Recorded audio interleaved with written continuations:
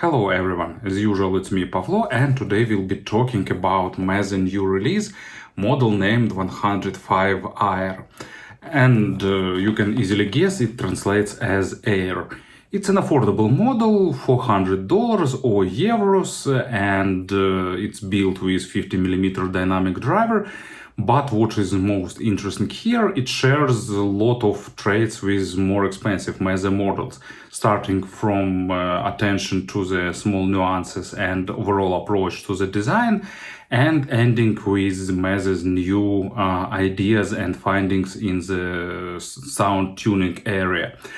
And of course, Meze have their signature 99 classics and Neo models that became huge bestseller and still offers a great value.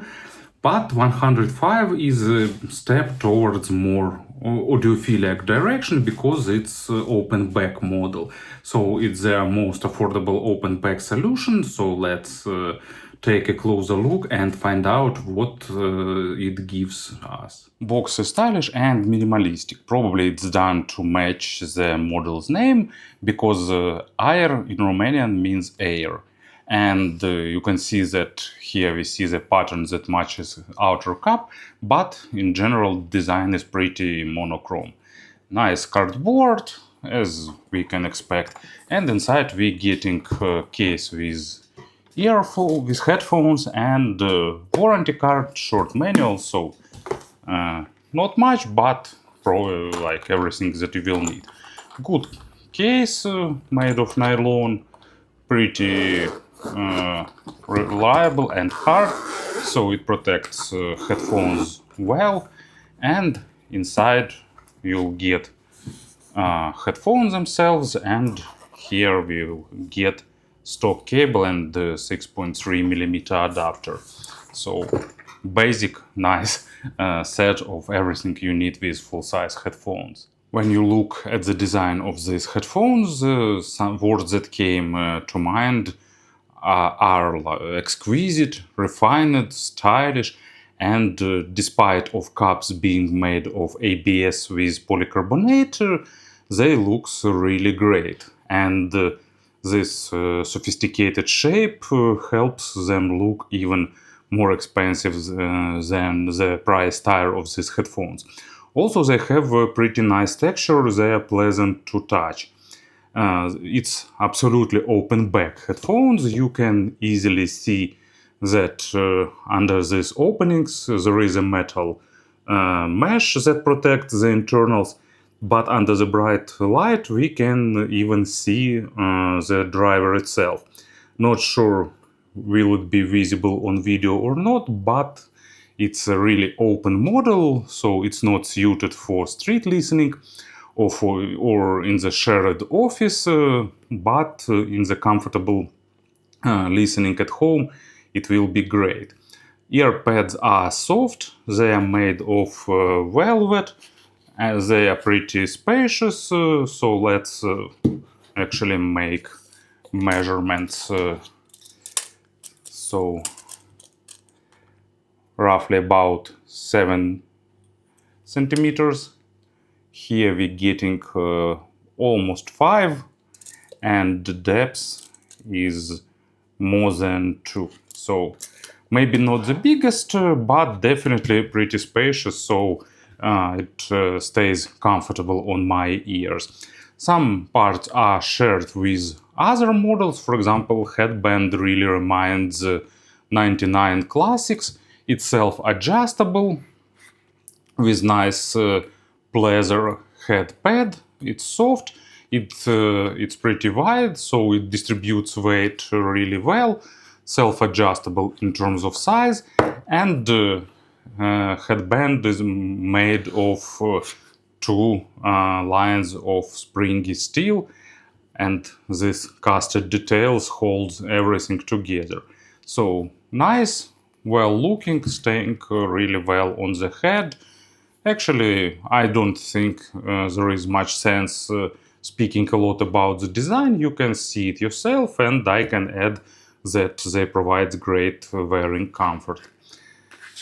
Stock cable is pretty simplistic, but it uses 3.5mm connectors, so it's possible to get something more fancy if you'd like, but actually I don't think there is much sense in doing that from the acoustic standpoint. And connectors are holding cable really well. Upper part is made in silicone insulation and lower part is in fabric insulation, so basic, nice basic cable. If you want to use them with your computer, for example, laptop, Meze recently released this great bang boom microphone, not bang boom mic, that is really convenient for Zoom calls, for Teams meeting, or it's also pretty nice for gaming purposes or something like that. So with this cable, they can be used as a really good computer headphones. There is even a mute switch and the volume adjustment. I reviewed this microphone in my previous Meze video, so if you'll be interested, the link will be below in the description. But in general, 105 Air looks great.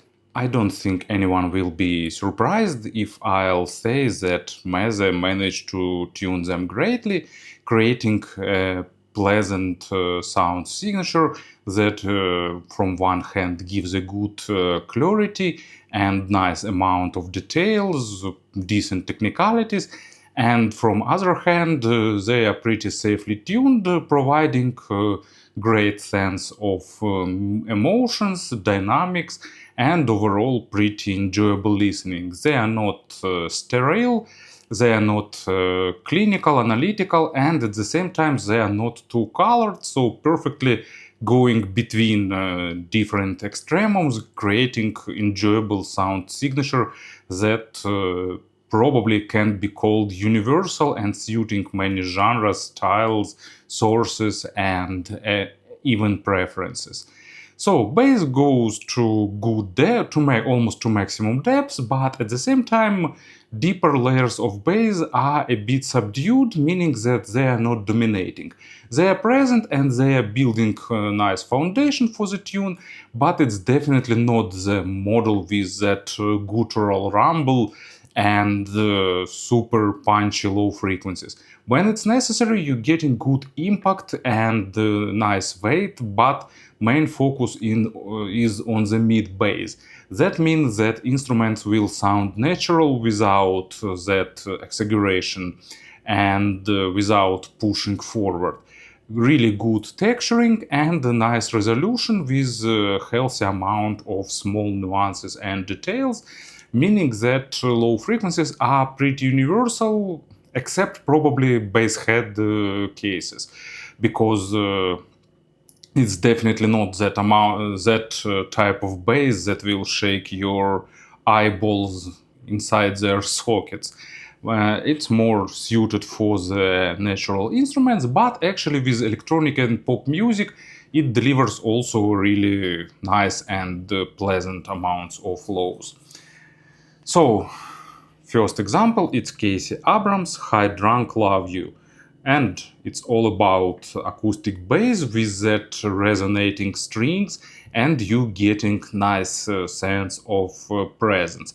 If I'd go a bit nitpicking, for example, comparing with Meze's 109, a bit more of substance on the lowest layers of bass will be a plus here, but without direct comparisons and taking price into account, performance is really good. And second example, it's Deep Purple Live, Smoke on the Water, and I usually use this track because I like it, and also I like that signature moment when bass starts playing, and with these headphones it's a really great experience with nice sense of body of the bass guitar. And of course, bass transitions smoothly onto mid frequencies, and mids are clean, pretty clear, crisp with a slight hint of accent on the upper mids to make everything a bit more spicier, but not too much, actually not exaggerated, so they don't sound too sharp, they don't sound screamy, shouty or something like that. Good amount of details, of course, not focused on the micro contrast, but at the same time all instruments are sound in a realistic way, vocals have proper weight distribution, nice emotions, and they're really good in playing macro dynamics too. Imaginary stage is above average, not super big, but pretty wide. Depth is slightly smaller than width, but anyway, everything is organized on the imaginary stage pretty well.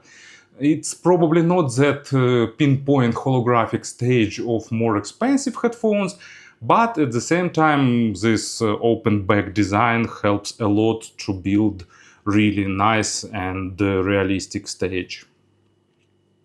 First example, it's Your Latest Trick by Dire Straits, and it has this saxophone intro with a lot of overtones and vocal, guitars, all that sense of lyrics, lyrical, emotional representation that Dire Straits put into this track, and these headphones deliver it really well. And Layla, Unplugged by Eric Clapton. I really like this track, and especially I like the live version. Actually, not probably live, unplugged version. I like it more than a regular one. And also, this version is really nicely recorded with a sense of presence on the live event, with the sounds of the audience. Probably an even bigger stage will give even better effect, but still really good effect of presence at this live event, as well as good representation of the vocal and guitar work here. Treble is nice, probably I can call it safe. Not like, warmer type of safe treble. No, it's not subdued, it's not really recessed, but at the same time there is no accenting of treble, no additional energy, really good tuning, extension is above average, and overtones representation is good. Both basic and extended overtones are represented really well. But at the same time, no attempts to add more energy, exaggerate treble to make it faster or sharper, more airy. So in general, overtones are nice, but at the same time, high frequencies are not piercing, not sibilant, not highlighting any issues.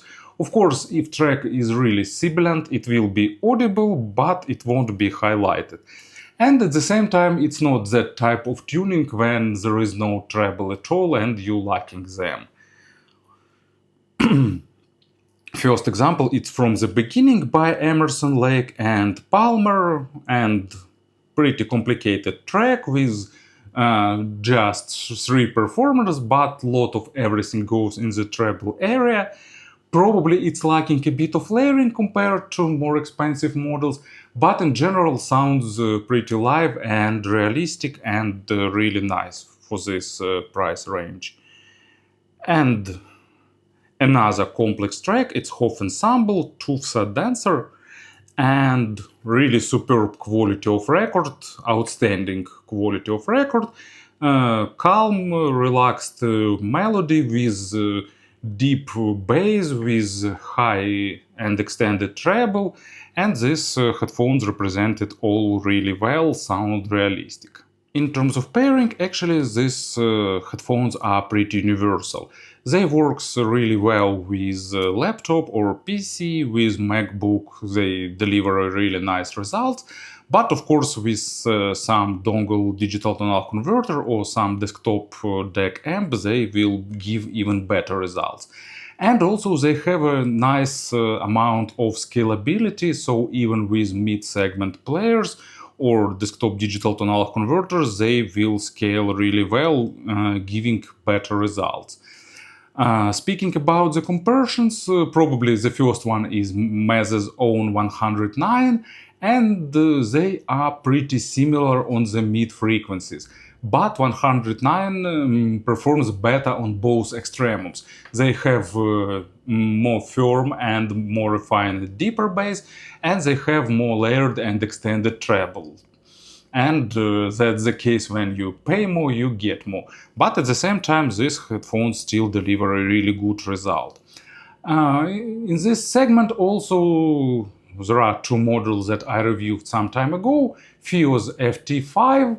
They are planars. They are slightly more focused on the bass and weight. They are a bit more tighter. They have more deep bass. But at the same time they sound slightly more colored because of that tightness. Here you're getting a bit more effortless mid frequencies, slightly more refined and slightly more focused on the small nuances. But at the same time, FT5 offers slightly more extended treble.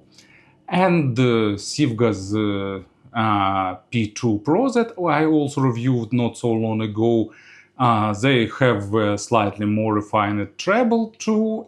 Mids are better here because they are slightly more balanced.